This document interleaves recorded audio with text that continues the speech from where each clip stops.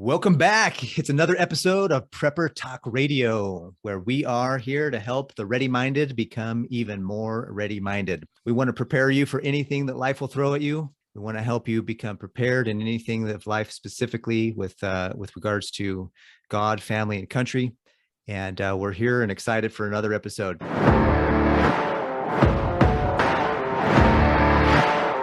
Scott, Shane, how are you guys feeling? Feeling good. Thursday afternoons are good days for me. Nice. I'm the same. It's like I've been looking forward to this most of the day, and that's awesome. You know, I'm on TikTok now. You know, woohoo! And like every Thursday, I'm like, I get to talk about we're doing a video show tonight. We're gonna do the podcast. We're gonna record the podcast. We're gonna be videoing the podcast, and we're gonna podcast the podcast later. And I'm like, that's my favorite thing throughout my week is doing this. Mostly because this gives me more purpose in life. I'm a dad and I love being a dad, and I'm a husband and I love being a husband. And my favorite thing to do is spend time with my family. However, my next favorite is helping people get prepared, helping people understand it's not crazy. It makes sense. It's fun. And I mean, you're going to have a good time doing it. You're going to meet cool people. And I mean, you can't go wrong.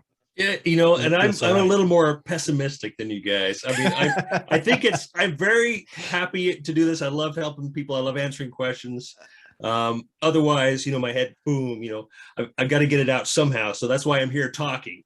But I'm definitely a little more pessimistic than each of you in that I don't know if we have enough time to do this. I don't know if we're going to make any difference. You know, I do see some people commenting on our Facebook channel and our groups and like, okay, maybe we are going to make a difference for some of these people and help them get ready. Because, you know, I saw a comment the other day that says, well, what do you have? How prepared are you? Where are you at? I have nothing.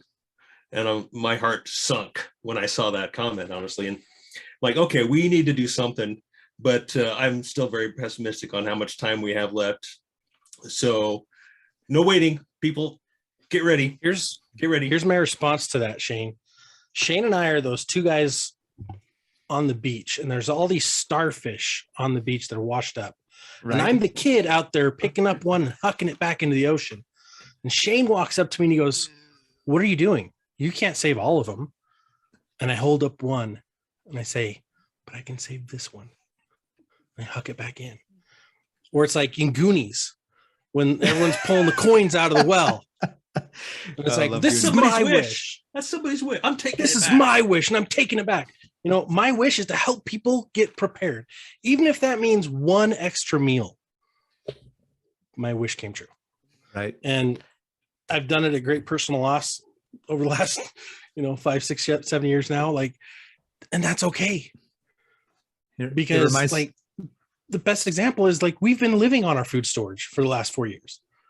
Like, not just rotating it, but like wearing out the resources we've bought when we had a season of plenty. Like, I feel like Joseph and Pharaoh. I don't know who Pharaoh is in the story, but like my wife and I were like, let's get this stuff. We've got the extra money. Let's get this stuff. We've got the extra money. And it's like, it's all paid off. That's why we prepare, especially when you have seasons of plenty. So, hey, it's tax time, right? Everyone's got tax returns, being filed and processed, and maybe you're getting a refund. Not me. Maybe you're not, right? Maybe you're paying more. And if you're paying more, I know taxation is theft, and I'm sorry, but it's like, thank you. I got almost all my money back. That's because I'm broke. I just did a video on my financial channel about why getting a tax return makes no sense, and you've got to watch it. If you're getting a large tax return, you're doing it wrong. But I made half the money I expected, and I was W-2'd for the half the money that I earned. So I'm like, crap. I gave our government a free loan, a free ride. That's exactly what it is. Yeah, exactly. And you don't earn interest on it, so. One thing I was going to say is that reminds me of that saying too, is I'd rather shoot for the stars and hit the moon than shoot for the moon and hit a rock. And so in preparedness, people may not get 100% prepared. They may not be 100%, but if they're 10% or 20% by the time, SHTF, it was better than zero. And so, it's funny because I was talking to my wife just last night and I was like, you know what? I don't know I'm kind of have a split personality. I'm kind of a split between totally optimistic and totally pessimistic. I feel like some days, because I'm like, I don't want to talk to people anymore. I don't like people anymore. And then I do these things. I'm like, I love talking to people. I want to talk to more people. I want to get the word out. I want to help people. So it's, it's just the reality of life. So I wanted to, great introduction. What's that great book? Start. Go ahead. What's that book? Dr. Jekyll and Mr. Hyde, or the character Dr. Jekyll and Mr. Hyde. I don't think that applies there, Scott. I'm like, yeah, Paris is much nicer, but I'm like, maybe, I don't know. We don't see all of Paris all the time. So he could have the Hyde side where he's just like apocalyptic, destroying his community. I think the Chinese say that you have three faces, right? One, you show your friends, one you show your family, and one that nobody gets to see, right? Only you know yourself. Or your spouse or closest family members. Exactly. So yeah, keep that in mind. Maybe that's the case. So this week we're going to talk a little bit more about the same things that we talked about last week, which were the cyber attacks. How to prepare for those. How to talk specifically. We're going to talk a little bit about what in the world is happening with what Scott coined the elephant in the room. And I was like, there's a couple elephants in this room, we're looking at, but that big elephant in the room that he then qualified as the donkey in the room, which is the Democratic symbol. And so we've got the Biden. There's some reports that have come out of the White House that are just absolutely crazy. And then finish off with some thoughts and feelings about woke culture and the difference between being awake and woke. So stay tuned to the end about the difference between being awake and woke. But before we jump into any of these topics, I just want to remind everybody, please, please, please, the Be Prepared Expo is coming up in about 2 weeks, or about from the time this podcast drops. It'll be, the dates are April 22nd and 23rd at the Mountain America Expo in Sandy, Utah.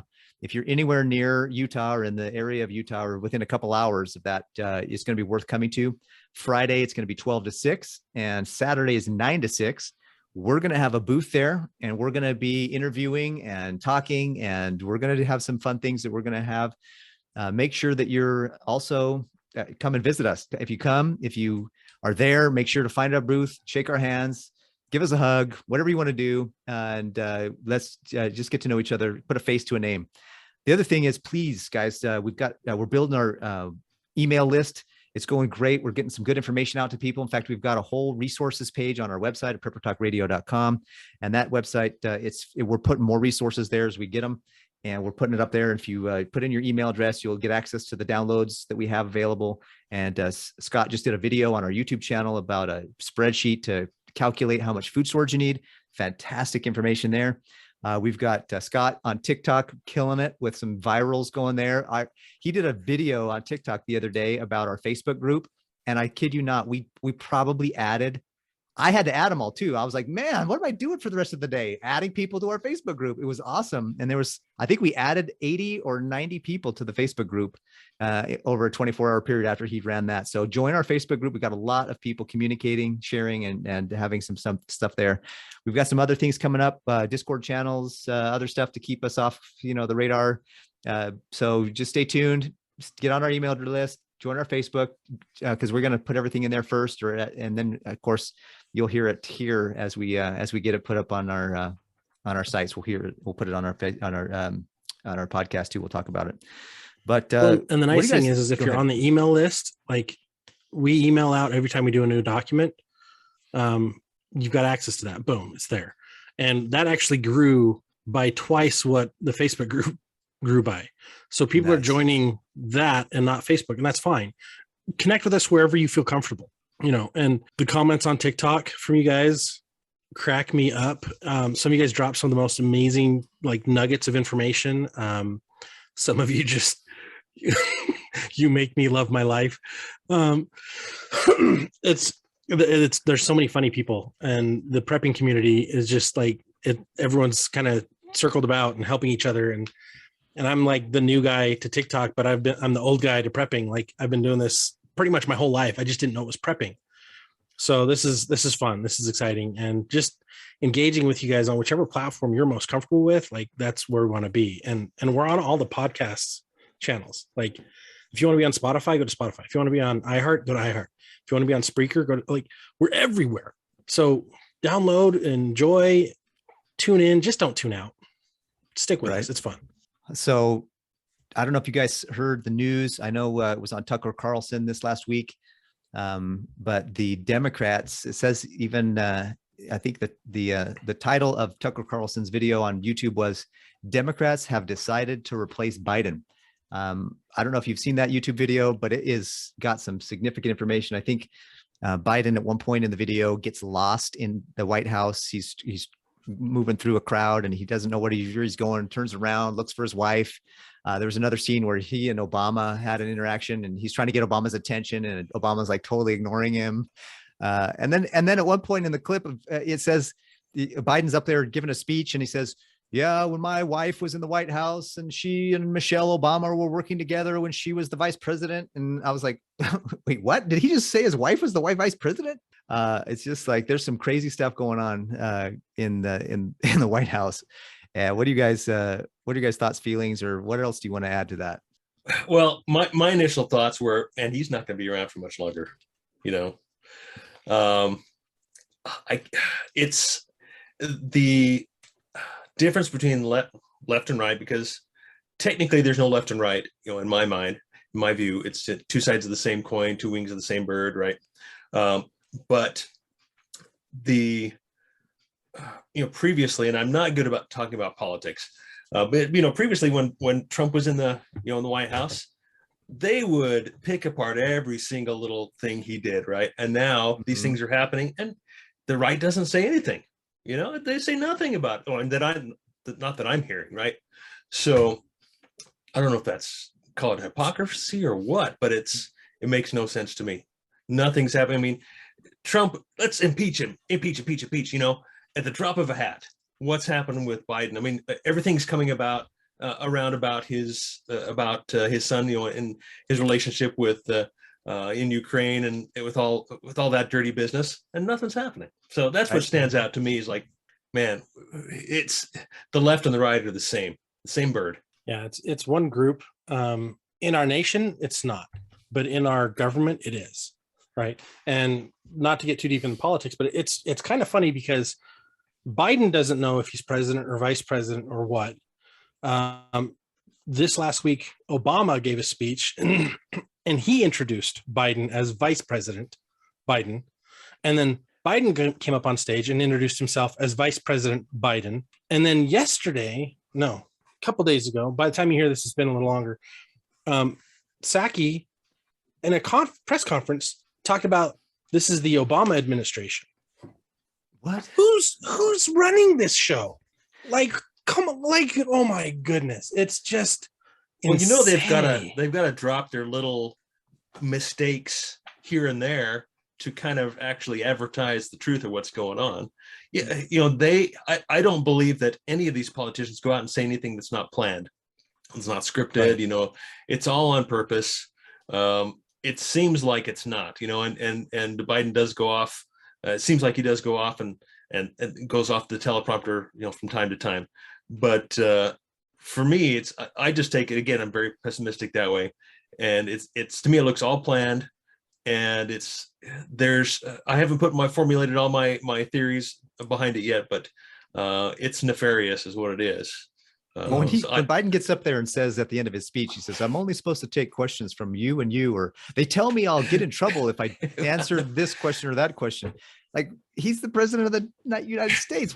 He's supposed to be the leader of the free world, so to speak, and yet he's got this. Well, you heard when he got his booster, right? His second booster. He's like, "Why are we doing this on stage?" You can hear him say that. Why are we? Wow. Yeah, exactly. It's I don't have much more to say. Well, then you have to add in all the other stuff going on with the laptop. Oh, it exists. He may be the big guy, right? Well, if that's the case, there needs to be some serious action taken. Mm-hmm, and that could be that they're finally letting that out so they can get rid of him. There's so many different theories out there. And without getting crazy, I didn't bring my tinfoil hat. I need to make one of those for the show. Right. But without getting like too obscure, there's so many things going on right now globally, nationally, and locally. It's easy for all of us to get lost in the weeds and lost in the shuffle and not really know what's going on, because nobody really wants you to know. I mean, was it 2014 that Obama actually made it legal for the media to lie and to propagandize? He made it legal. Well, if he signed that into law, he just basically acquitted them of any crime historically, as well as going forward. And so we need to distrust the media, because they don't have to tell the truth if it supports a government rule and what they want to do. They don't have to tell the truth. Yep. So why are we getting into all this? Well, it's hopefully to help you, the listener, and us to continue forward to doing what is right, focusing on your relationship with God, your family, and improving and strengthening your community, getting better prepared, staying focused on what's important and not getting lost in the media or social media or all the things that are there in our lives designed to distract us. Mm-hmm. Another thing that these guys are all notorious for is the old order. I think it's called order ab chaos, or order out of chaos. And then they problems, what they do, reaction, problem, reaction, solution. Problem, reaction, solution. They create the problem. They've already got the solution. Right? And so they prepared. They keep going with that. And that's where bringing it home to preparing is that it's a perfect example, in my opinion, that when the country felt like we needed a strong leader, we want somebody to lead us, somebody to kind of do it for us, get rid of the swamp, clean out the swamp. And we all looked to Trump for that kind of a reaction or that kind of a resource. Well, Trump did his best, but he was, coming up against the wall all over the place. He's out of office now. And what are we realizing? At the end of the day, it comes back to each one of us being self-reliant. The only person that we can count on to lead us out of or into wherever we want to go is ourselves. And we have to be prepared. And it's a big job. It's overwhelming sometimes. We do need to be more involved politically. We need to be more involved with our spirituality. We need to be more involved with our physical preps. We need to learn different skill sets to figure things out. Do we have to be an expert? No. But I feel like we need to go back to what we talked about in the very first episode or second episode, was being, you don't have to be a master of all your trades, but you have to at least be, well enough versed in several of them that you can be a resource. And I feel like it really is proving the point of self-reliance with everything that's happening in the world. And we can't trust our leaders, and obviously. And so we got to learn how to trust ourselves and become more self-reliant and trust each other. And that should be a red flag for anyone who is watching the media, listening to anyone in general.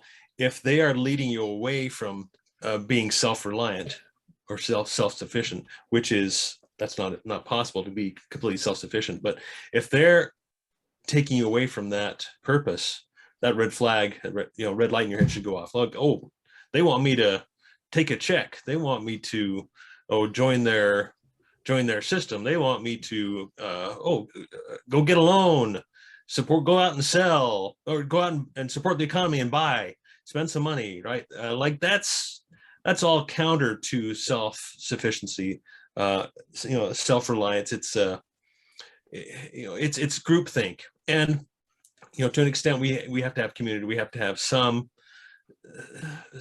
thought of our community, our neighbors. But when the community is more important than the individual, big red light should be going off. So that's my 2 cents there. Yeah.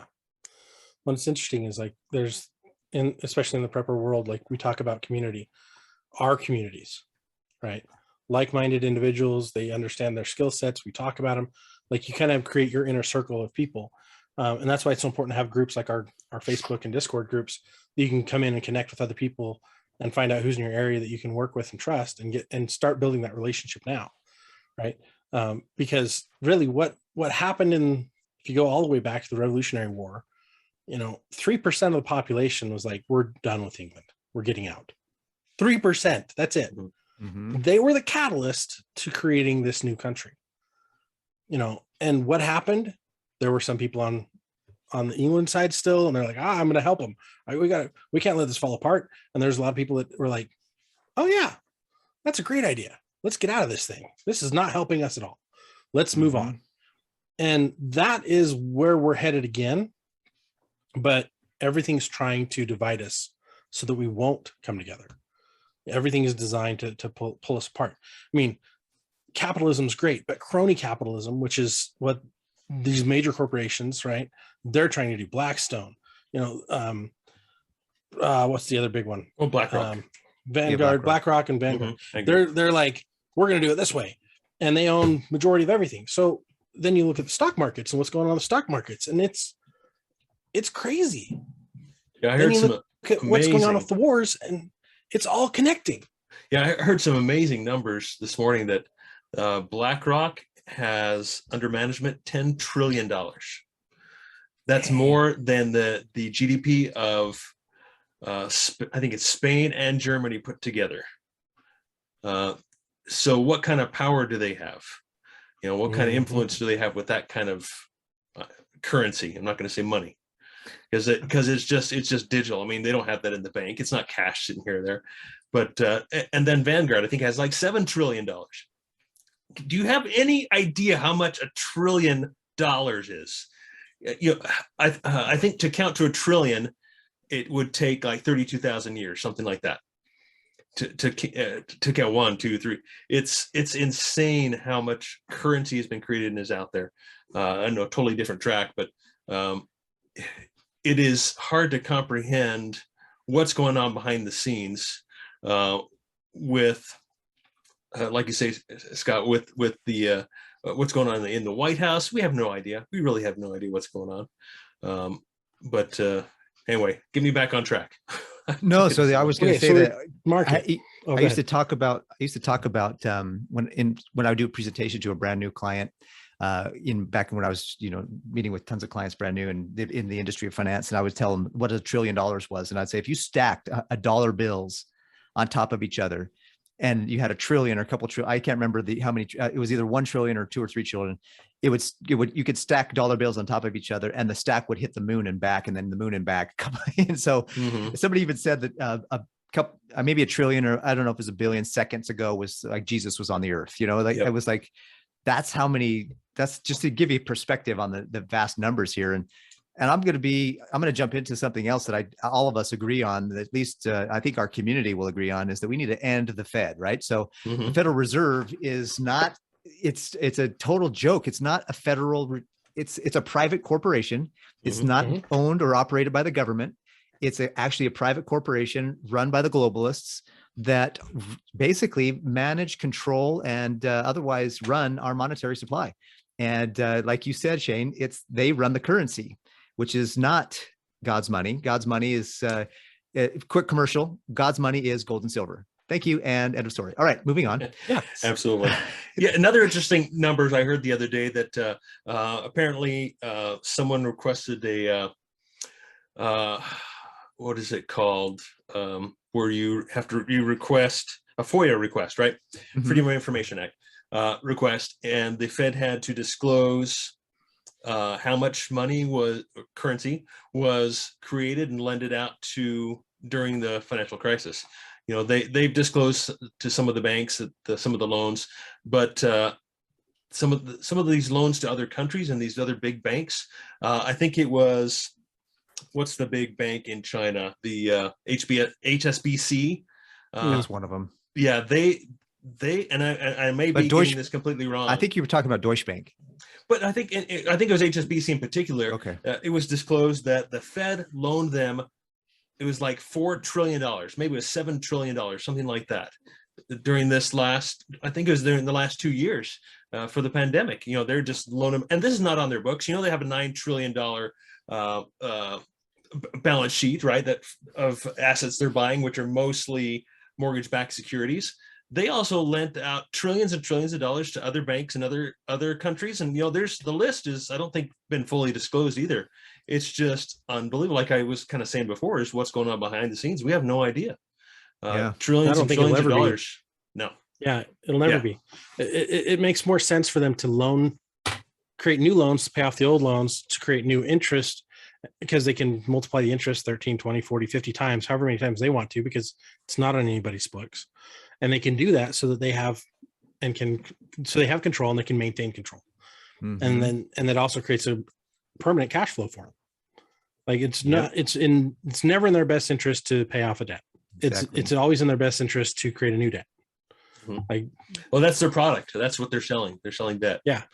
And in the end, they're buying everything. They're buying the world. I mean, that's the 2030 plan is by 2030, you'll own nothing and you'll be happy. Right. Because the elite, they'll own everything. And I'll say his name correctly. Thank you very much, Klaus Schwab. Yes.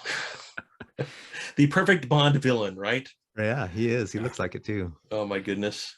Well, what's interesting is I was watching an analysis of our current state of affairs in the economy, and our bond funds. This is the first time in I can't remember how many years those have reversed, but they're actually inflation's so much higher than what those return is that everyone's getting out of bond funds right now. Well, yeah, the yield curve is inverted. Yeah, the 2 and the 2. Whenever the yield curve inverts, what happens? Go into recession. Major recession. And this the curve inversion right now is actually worse than 2008. The 2008, but also worse than the what was the 70s one as well. Oh, okay, early 80s, late 70s. Yeah, late 70s, early 80s. Yep. Not quite as bad yet as the Great Depression, but it won't take much. It won't take much to drop off that edge, especially with inflation continuing to rise. And you wonder, I mean, what else is going on in the market that we don't know about? Behind the scenes, there's all this stuff talking about Bitcoin and all the different Ethereum and all the different types of XRP and other blockchain and other token systems, and the Fed's trying to create their own, and they brought over the former board members from XRP and Ripple and all these other companies. And I'm like, okay, what are they up to? There's more going on than what we can see because they don't have to disclose everything right now. They're unelected. They have no responsibility to report to anybody. I'm going to throw this out so you guys can listen. There's a channel on YouTube, and he's also got his website. It's called Days of Noah. Have you guys heard that? DAYZ, Days of Noah. This guy, I want to say he's a psychologist, but that's what he studied for years. And he goes through and shows actual reports, actual information, data showing what's going on behind the scenes, and it will blow your mind. They are trying to control everything, but then we're kind of getting back into the tinfoil hat things. But all conspiracy theories or majority of conspiracy theories become conspiracy fact. I mean, that's the difference between a conspiracy theory and a conspiracy fact is just a year or two. Exactly. It's just time. It's just in fact. Just speaking to that point, literally Breitbart, which is a major news resource source, says global elites plotting to destroy Americans' personal income. And wealth. That's a Breitbart article my dad sent me yesterday. USA Today, is the US headed for a recession? This Wall Street bank thinks so, and that's Deutsche Bank. I mean, they're one of the biggest banks in the world, and they're saying that we're going to be heading towards a recession in the next 2 years. By 2023, we should be in recession. And so this is not just a conspiracy theory. We'll post some of this stuff on our Facebook and on our email so that you guys have the access to the things we're looking at so that you know about it. But if you have resources yourselves out there, if you're listening right now and you have resources, you've seen some of these things, articles, share them with us because we'll be more than happy to get them out to the rest of the folks that are listening. And, I'm a financial professional by trade in my life, and I have a financial channel, but I'm telling you that as I see, one of the things that you can do to financially prepare is make sure that you have your emergency fund. Make sure that you have emergency food. Make sure that you have your food preps. Make sure that you have that you're investing and diversifying properly into things that you're comfortable with. Don't go do something and then get invested into something that you're not interested or comfortable with. Gold and silver, precious metals, fantastic way to hedge against inflation and what's coming. And I'm telling you, there's too many people right now that are high-end economists that are talking about having gold and silver in your portfolio. And it doesn't have to be all, but it should be a significant, maybe 10-20% of your portfolio at minimum should be gold and silver, and that's going to help you. Yeah, and then I think it's a perfect lead into talking about hedging, about solutions to the things we've been talking about, right? Like you say, hedging for financial. That's for me. That's pretty cut and dry. That's pretty straightforward. There's not much that I understand better than gold and silver, and other than understanding that the financial markets are completely broke and oversold, overpriced, overvalued, you name it. But yeah, hedging in particular, how do you hedge, again, leading towards self-reliance? How do you hedge your, like I say, first of all, financial, your food security, your power security, your security. Mm-hmm. There's a lot of great solutions out there, and we're talking mostly about the problems, it seems like, and I have gotten to the point where I just read headlines, Yeah. Very few articles do I dig down in. I need to know more about this. I don't, it's getting into the fear porn, right? That you hear that all the time. I definitely don't want to create fear or anxiety. So I like to know what's going on by skimming through what's going on, because I've been doing this for a long time. I kind of know what's going to be in that article when I see the headline, right? Like, okay, I'm not even going to read it, right? Mm-hmm. And maybe that's to my detriment, but depending on the source. But then stepping back and saying, okay, this bank, like you're saying, like these big banks, they've been putting out warnings for literally for years. Oh, mm-hmm. where we see a slowdown coming up, or we think you should do this or that, and the gold becomes a tier 1 asset, and all these little clues, all these little pieces that are popping up that say, maybe I should do what the big banks are doing, the big countries are doing. What are they doing? Yep. They're buying gold, they're buying silver, they're getting out of the dollar. They're well, look at China and Russia. What are they doing? They're buying food. They're stockpiling on food. So look at what these banks and countries are doing, and not necessarily what they're saying. Bingo. That's a key element right there, because they're going to give all that fear porn. They're going to get you to do things that are going to promote something that they want you to do, not what you should be doing. And just like recently in the news, this whole idea, like right now, there's a bunch of buzz about how the Fed raised the interest rate. And so the stock market's crashing because of the news, and it's correcting and all those other things. You should have your money in the stock market if you feel good about that. But have money in cash and reserve so you can buy the dips. You don't have all your eggs in one basket is the end of the day, and make sure you're watching and learning and being wise. Because you're right, Shane, a couple of years ago, I remember somebody got on, they had the, I don't know if you remember the old Tony the Tiger Kellogg, where they blacken the face out so you can't see who it is, and they make the voice all strange. It was I'm dating myself, I suppose, by having that commercial as a remembrance that I'm sharing. But this guy was on there. Go ahead. For those of you who don't know what he's talking about, it's the same style interview they do with someone who is a witness of like a mob crime, and they're protecting the witness by having all the lights off, and then they alter the voice. I didn't mean to eat the cereal, but I loved the cereal. Yeah, that was back in the day as Frosted Flake. Anyway, so this guy gets on. He's like, I'm an insider economist, and we're going to have a recession in the next 6 months. Well, that was 18 months ago. Where's the recession, bro? Should we have been preparing? Absolutely.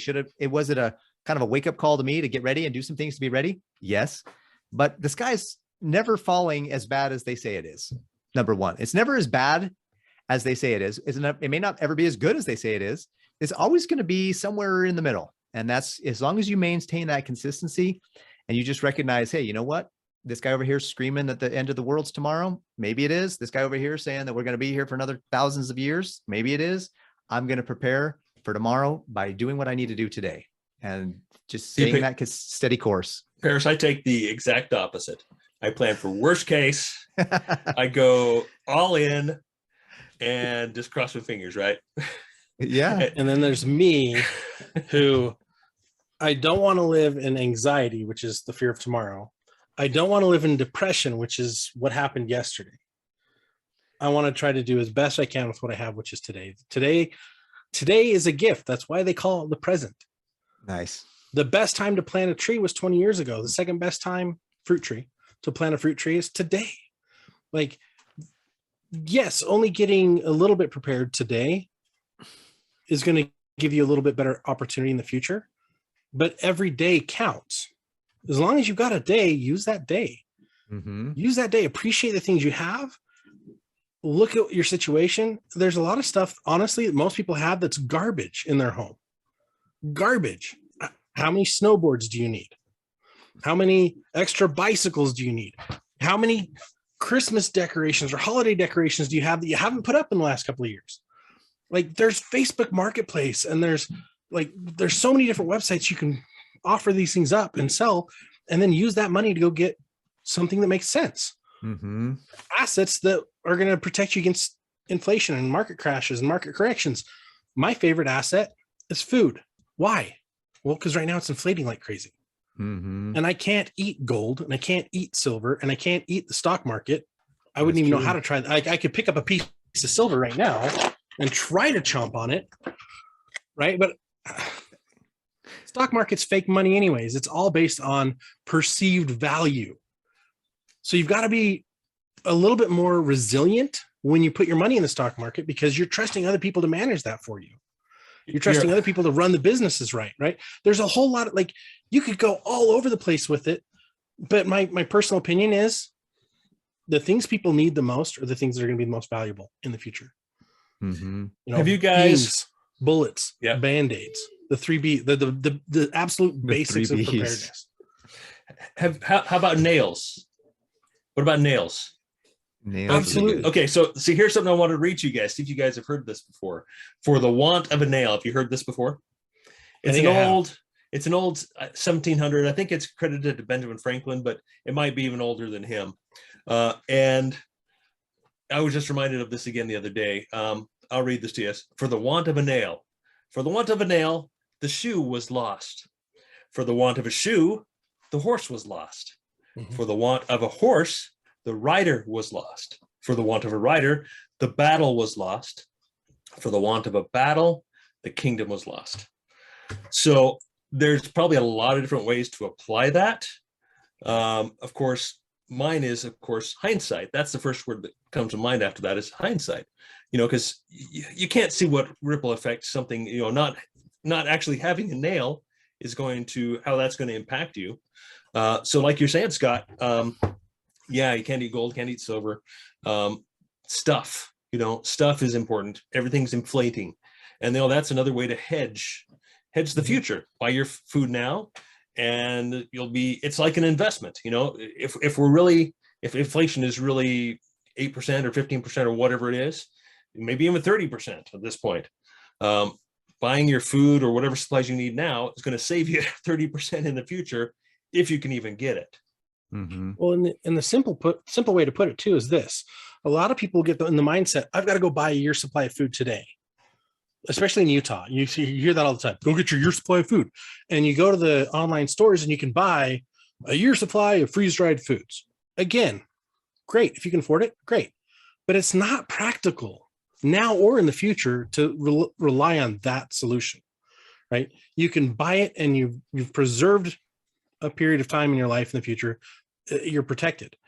But what makes the most sense is go buy exactly what's in your pantry and work on doubling that, and then triple that and quadruple that. And because the reason for that is you should be rotating the food you're using all the time.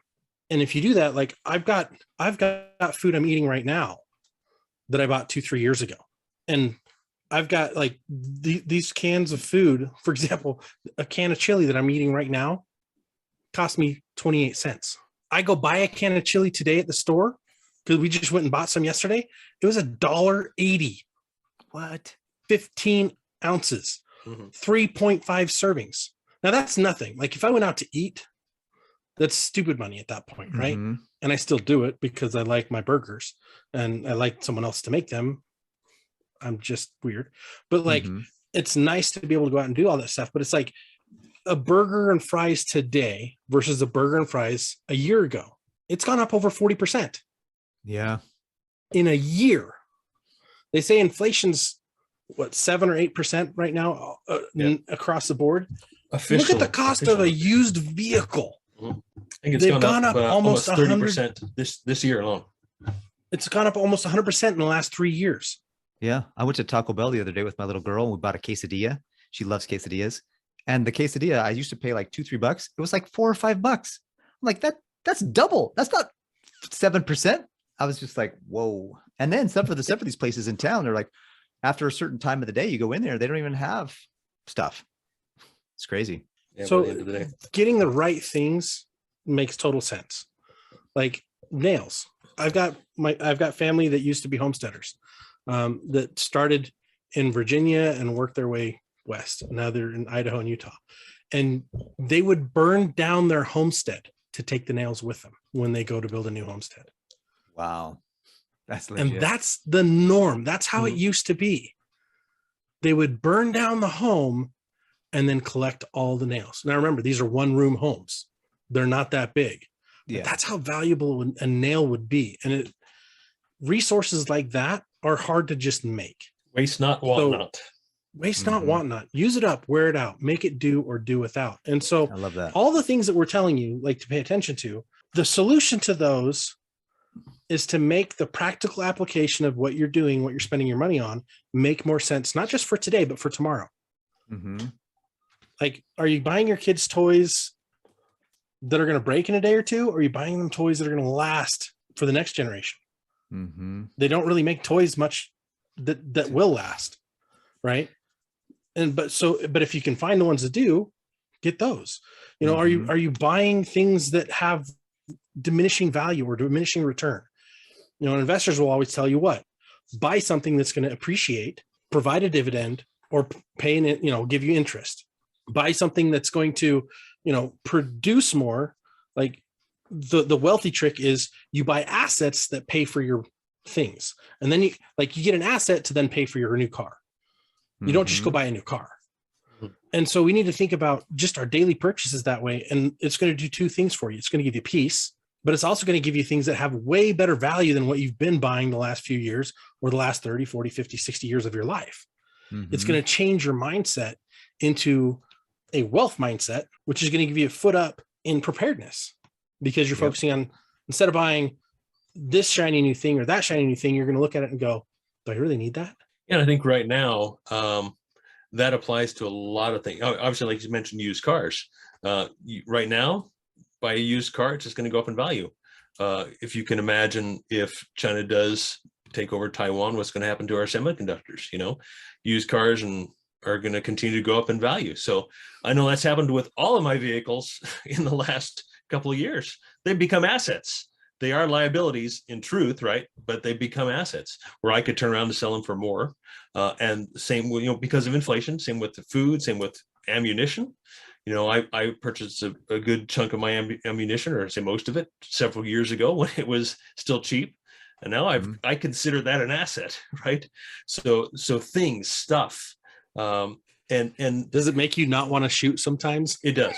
Absolutely. You're like, yeah, if I replace that bullet, it's now $3, but I only spent 15 cents on this. Like, exactly. It's at least 100% since when I purchased most of my ammo. But that's the mindset I've taken on everything is, you know, to buy things now, if you can afford it, right? You don't want to go into debt to go buy things. But if you've got dollars sitting in the bank that are depreciating, you know, again, this is kind of a solution, you know, in my mind is if you got dollars in the bank that are sitting there making 0.1%, you know, per year, every time I look at my checking statement, interest received 1 cent. What good does it have any cash in the bank whatsoever? So, you know, for me, I put it in gold, silver, put it in things, right? I know my family's going to need this in the future. I'll go buy it now and stick it in the garage or stick it in the basement. And that's what I've been doing, and that's what I recommend is look forward to what you might need, and if you can, get it now. Don't wait, because it's going to cost more, first of all, and then it'd be harder to get. Don't shoot yourself, or don't kick yourself for not buying it 5 years ago. Buy it now, because in 5 years you'll wish you'd bought it 5 years ago. Exactly, which is the now. And the other thing, when you're looking to buy something, make sure it's a quality thing. I'd rather buy something that's going to be a little bit more expensive now. For example, let's say you want to buy a nice EDC knife or something, an everyday carry knife. You know, it's better to spend a little extra money to get that quality knife that's going to be there and be sharp and be strong, than to buy the knife that's cheap and then, you know, before you know it, it breaks. And, 2, 3 months, 6 months, a year later, it breaks. And you're like, now what do I do? Like, now you got to go buy another one, which is probably buying 2 knives is more expensive than the one knife you would have bought had you just bought the quality knife. Absolutely. And so buying quality item, whether that's clothes, shoes, cars, buy quality and that value that will last. And then when you do make it do without, wear it up and wear it out, it will take way longer for you to wear it out. Case in point. Absolutely.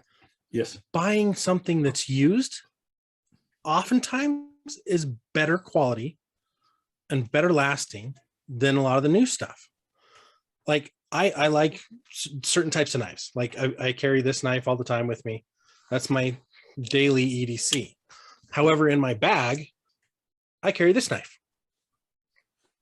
Who knows what knife this is? Kamar. How old is this knife? Several years.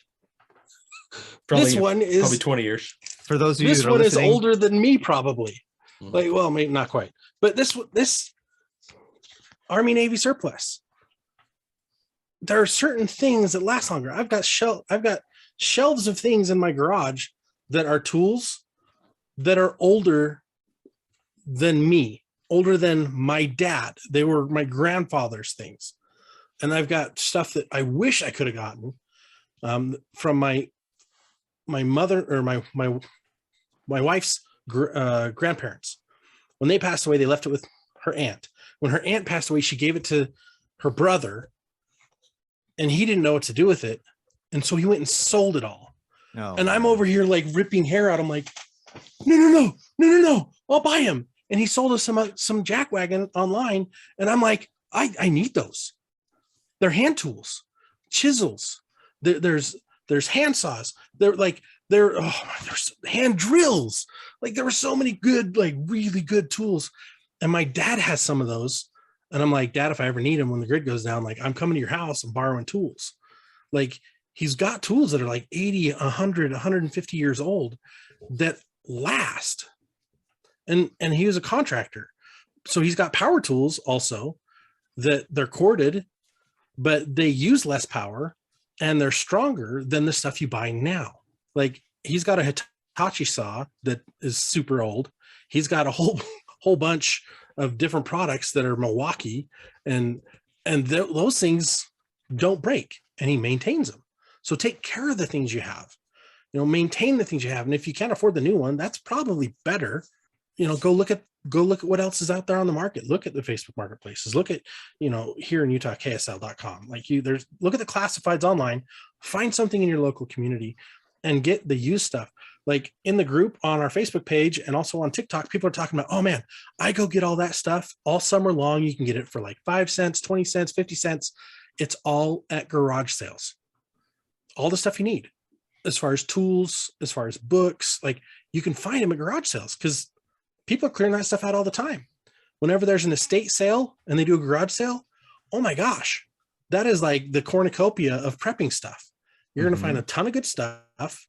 And it might be stuff that's an asset class that you can turn around and sell for more money than you picked it for. So then you can take that money and go buy food storage and go buy water totes and go buy other stuff. Yeah, I found a little gem in my parents passed away this last year, and I found a little gem in my dad's tools.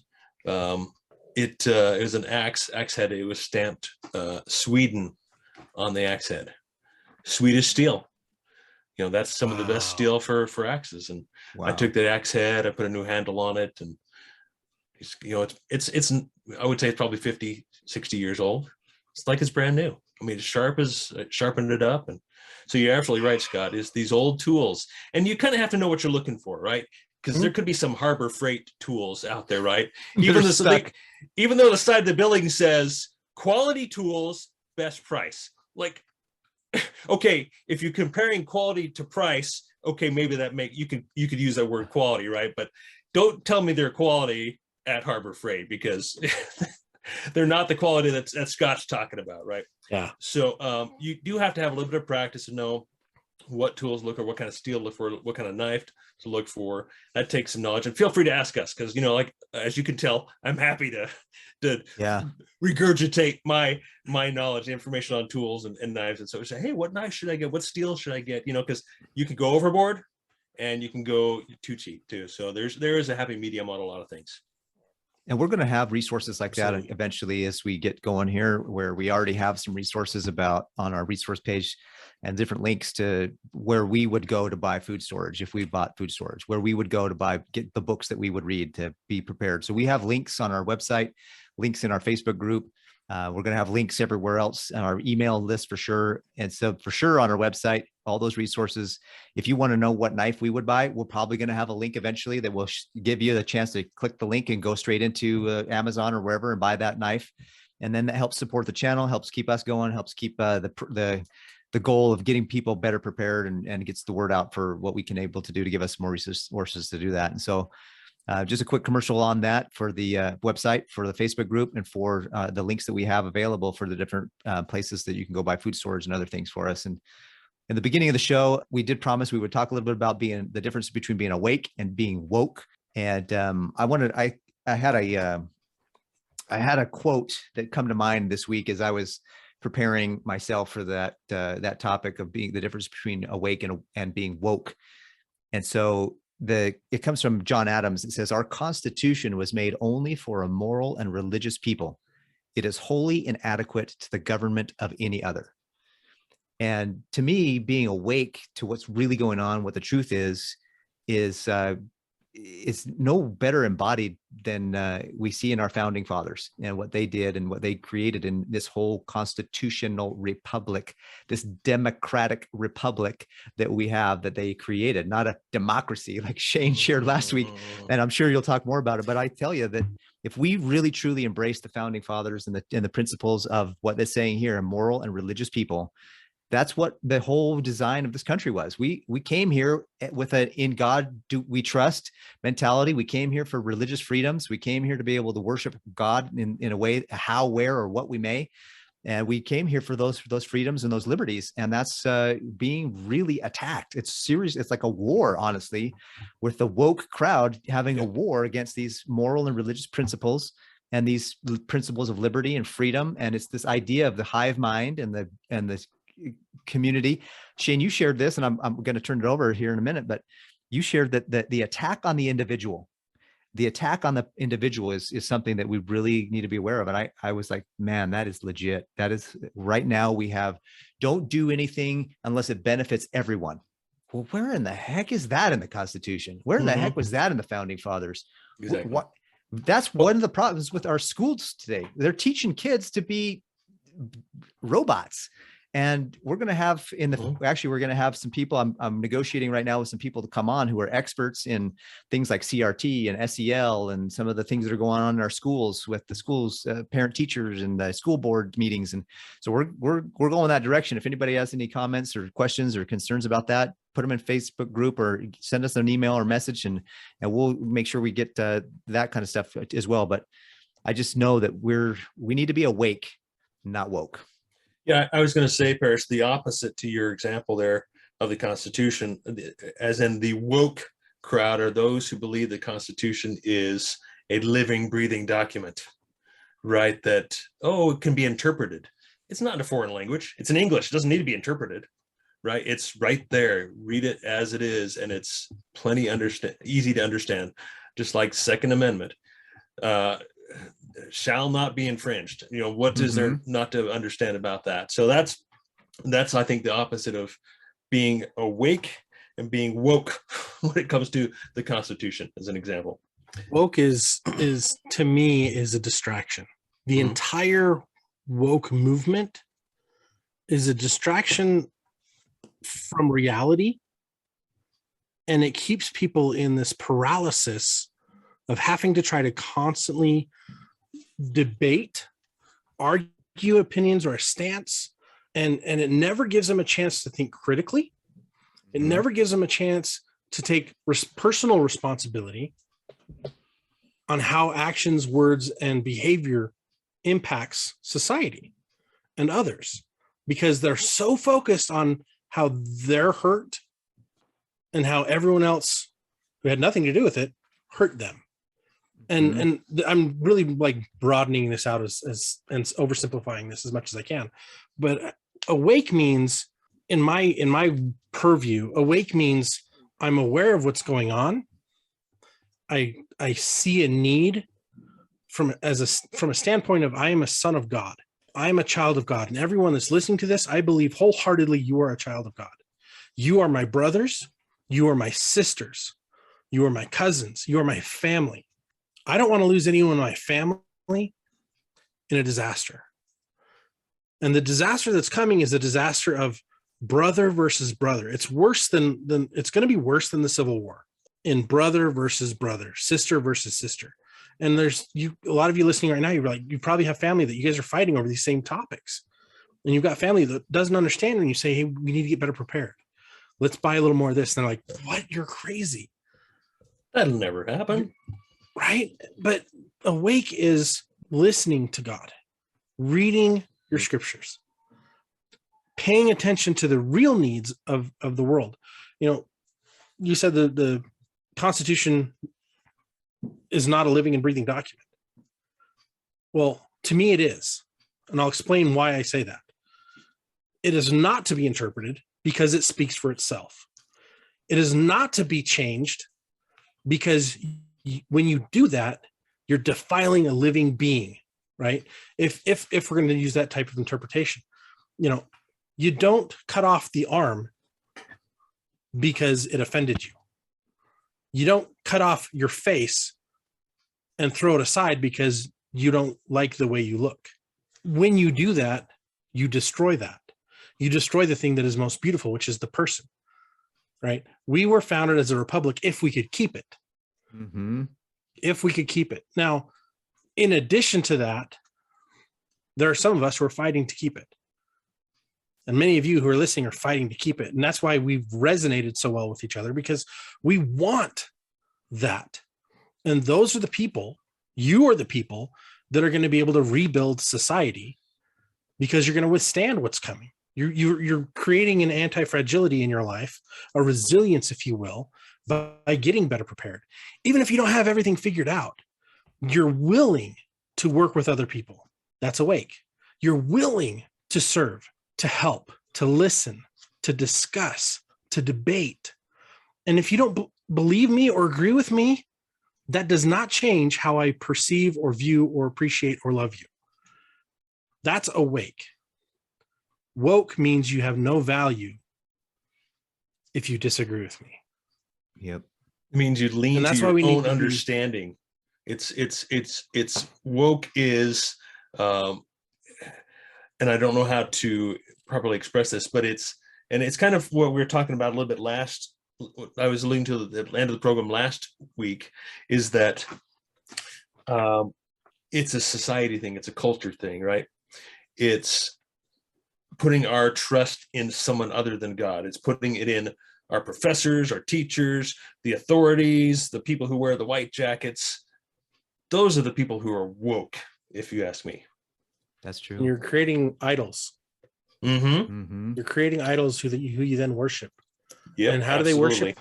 They worship by getting distracted in the minutia of what they're saying and getting confused and confounded and becoming social justice warriors. And they stop contributing to a society. They stop contributing to the betterment for everyone. Mm-hmm. They destroy instead of build. And what we need now is we need builders. We need builders who are going to build back the values and core principles and beliefs of God, family, and country, God, family, and community, God, family, and responsibility, personal responsibility. That's why prepping is so revitalized right now. People are flocking to prepping because they're worried about what's coming, but like me, like you, we've been focused on not just the big things, but the little things along the way. You know what I'm most prepared for right now? Loss of income. My next most prepared issue, disability. My next most prepared thing, I don't know. I don't know how to categorize what I'm next most prepared. Probably a cyber attack. Then I start getting into the bigger things. Am I prepared for a complete grid down scenario? No. Right. That whether you've been doing this for a day, a month, a year, 50 years, everybody in this journey wishes they were a little more prepared than they already are, or a lot more prepared. Mm-hmm. And I've been doing this for so long. I've spent so much money on things that I thought were goodbye. And then as I've experienced it, I'm like, it wasn't as good as I thought it was going to. That didn't make as much sense. I don't need that. Mm-hmm. And you just replace it and find something new or better. Yeah. Yep. Or So eliminate many it, because times. it's So many times. Yeah. I just did a quick search while we were here in the scriptures. I went to BibleHub.com and did a search for the word awake. It says here 109 verses found. I mean, if the Bible is telling you to wake up, to me, that's God telling you to wake up. And if God's telling you to wake up and you're not listening, there's nothing the three of us are going to do. So and hopefully we can help once you do wake up, get you, situated. But that's all we're here to do in this podcast, is to help situate. We heard the call.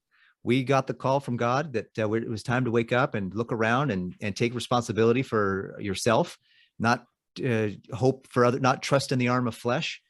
And it was time to wake up and look around and say, you know what, if anybody's going to do anything, and besides God and besides the Savior, the next thing we need to think of, if it is to be, it is up to me. That I would call it the 10 twos. If it is to be, it is up to me. I got to do it. I got to take it. The old adage, if you want anything done right, you got to do it yourself. And there's a reality to that, but there's also a remembrance that you've got to remember, if other people are doing the same thing, you can work together with them and together synergistically create something even better than you would create by yourself or individually. And I think a part of that comes from community. Sorry. And I think a part of that complements that is you can't forget, pray as if everything's up to God, but work as if everything's up to yourself. Right. Bingo. So just like you said, if it is to be, it's up to me. And part of that is that prayer, right, man? You gotta pray and put it in God's hand, but you still have to act. There's that story I think I related, that guy who was stuck in his vehicle off the road over the winter, and he ended up dying because all he did was pray, and he didn't take any steps. He didn't take any action to save himself. There's a funny story about that. I don't know if you've heard the story, but there's a guy in a boat. There's a guy, and they say the flood's coming. So the flood comes up, and he's praying, and the rescue team comes in and says, "Hey, we're going to save you. Come with us." He's like, "No, I've prayed. God will save me." Okay, all right, fine. And then the water comes up a little bit, and he's now in his boat or something. And he's on the roof because the water's so high. And he's on the roof. Yeah, he's on the roof, and he says, a boat comes by and he says, "Hey, we're here to save you." No, I've prayed. God will save me. And then the water keeps coming up. He's on the chimney now or something. And a helicopter comes, sees him waving, and the helicopter's like, grab the ladder. We're here to save you. No, I've prayed. God will save me. And the guy ends up getting drowned in the flood. He gets to, up there to the pearly gates, and he says, "God, I prayed. Why didn't you save me?" He said, "I sent the rescue team, I sent the rescue boat, and I sent the rescue helicopter. What do you mean I didn't try to save you?" And the reality is that God's sending us messages all the time. We just got to pay attention and be awake to those messages and say, wait a minute, that was God talking to me. He was talking to me through someone else. And that's often how he does. He talks to us through other people, and we got to be listening and paying attention, and we'll feel it. We'll know in our hearts and in our minds when we hear something from somebody else, we'll know it's true. And hopefully, as you guys are listening to our podcast, as you listen to the things we share and say, that you're feeling some of those same things. You're feeling like, yeah, these guys, we're not perfect. We're not saying everything that we need to say. We don't know everything, but we're just crazy enough to share what we do know, and hope that it does rings and resonates with you guys, and you feel the truth of it. And we're just trying to be honest and open and authentic, and share the best we can with what we've learned and what we've learned how to do. So, yeah, you guys have anything else to wrap it up? I think we're coming up on our time. No, I'd love to get into some current events, because there's so much going on. But I know we're out of time. But maybe we start next week. It'll be a whole different list of current events next week. I tell you, it's crazy. I literally wrote down a whole list of things we could talk about that came up in the last couple of days. So I would urge everybody to watch what's going on out there, and not like I said, not the mainstream. We've talked about it a million times. And if you need some suggestions where to go to look, hit us up. But yeah, keep your eyes open. And that's my 2 cents. I think if today scares you, if you don't like today, if you're in the doldrums, the humdrums, and you hate what's going on in the world today, there is good news. Tomorrow will suck more. And what I'm trying to say is, guys, embrace the suck. Yep. Yeah, amen. I'm listening to this book, Can't Hurt Me by David Goggins. That dude is a beast. Wow. He went through Navy SEAL training 3 times. He went through Ranger school.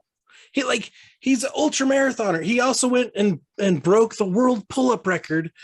The guy is his mindset is crazy impressive. Over 10,000 pull-ups, right? The record in one day is 4,000 something. And honestly, I could probably do almost a pull-up right now. I'll be honest. I'm carrying a lot of food storage, and I'm working on that. I'm at the gym every morning right now. I'm trying to get my cardio up because I've let that slide in my life. And a lot of you who are listening right now, you're probably like, man, I can relate to these guys. Prepping makes more sense to me now because of the way these guys talk about it. But there are going to be times that are worse and times that are better. Embrace the bad so that the good is sweet as honey. Oh, yeah. Because there are still great times ahead. There's, even in the worst and darkest moments, there is light, and keep moving because the light is just ahead. Yep. I find so much peace in preparedness. Yep. There's a great lesson that we learned from our church this weekend at a conference that they had, that momentum is what helps keep us balanced. Momentum is what helps keep us on the path and on the straight and narrow. God doesn't necessarily care about, he cares which way you're going, but he just wants you to make progress. It's not about perfection, it's about progress.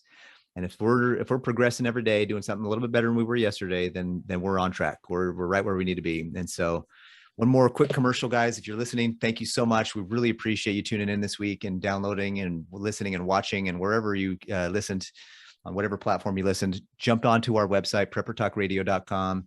Hopefully you'll see us at, because you'll be there, because we are going to be there at the Be Prepared Expo 2022 at the Mountain America Expo Center in Sandy, Utah. If you're within a couple hours driving distance, please, it's worth it. It'll be worth it.